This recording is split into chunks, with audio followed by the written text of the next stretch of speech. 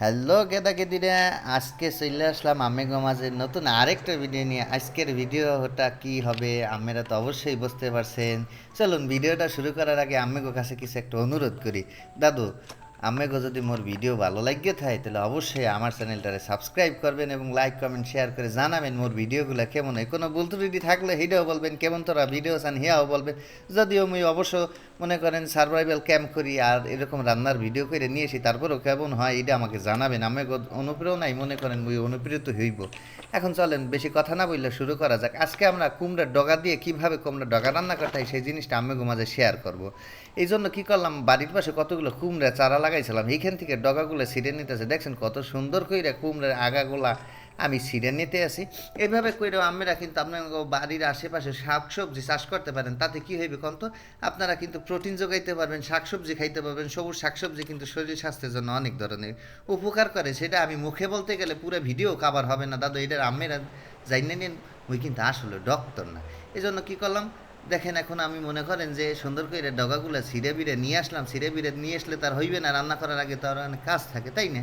সেই কাজগুলো করার জন্য মুই কী করছি, এই মনে করেন যে লগাগুলারে এখন সুন্দর করে ধোয়ার জন্য নিয়ে আসলাম। আমার যেহেতু পুষ্করণীয় নেই, কিছুই নেই, এই জন্য নিয়ে আসলাম পাথরের একটা জায়গায়। সেইখানে কত সুন্দর ঝর্ণা দিয়ে পানি নামে। ঝর্ণাটা তো আমি দেখাইতে পারলাম না, কিন্তু কিভাবে পানিটা আসে স্বচ্ছ পানির মধ্যে ধুয়ে নিতে আসি এই কুমড়ার ডগাগুলো। দাদু, আমেরা কিন্তু অবশ্যই সুন্দর করে কুমড়ার ডগাগুলো ধুয়ে নেবেন। এর মধ্যে কিন্তু এক ধরনের ছটকা পথ থাকে, যেগুলো আমাকে গেদিরা, আমাকে দিদিরা, আমাকে আফারা কিন্তু জনমের ভয় পায়।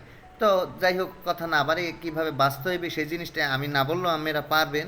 তারপর বইলা দিই সুন্দর করে। এই যে ডগায় যে ধরনের কিছু কিছু ধরনের উপরে চামড়া থাকে, চামড়াগুলারে টান দিয়ে সিললে ফালাইতে হইবে দাদু, নাইলে কিন্তু কস কস কস কস করবে, দাঁতেও জড়াই যাবে, জিভবেও সিললে যাবে, এরপরে কিন্তু মোরে গালাগালি করতে পারবেন না।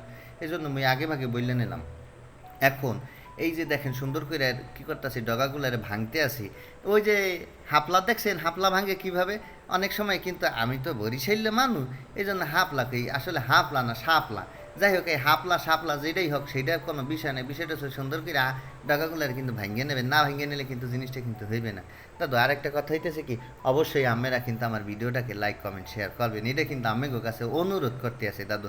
মই একেবারে বিনীতভাবে অনুরোধ করতেছি, সুন্দর করে একটা লাইক কমেন্ট শেয়ার করে আর সুন্দর করে কুটুস করে একটা সাবস্ক্রাইব মাইরে দিলে এরকম নিত্য নতুন ভিডিও আমরা পাবি।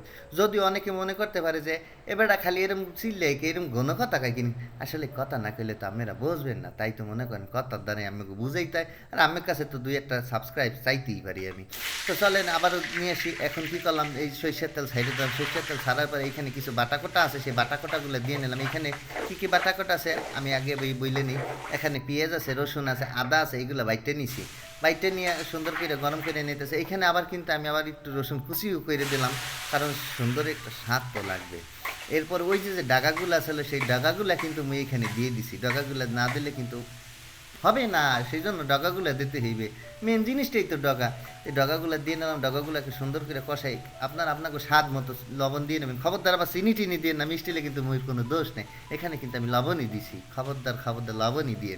এরপর একটুখানি মাইরে দেবো কি কম তো, এখানে একটু মনে করেন সস মাইরে দিলাম, যাতে একটু স্বাদ হয়। স্বাদ না হইলে তো আবার মনে করেন চেঁচা খাইতে হবে, উল্টা পাল্টা।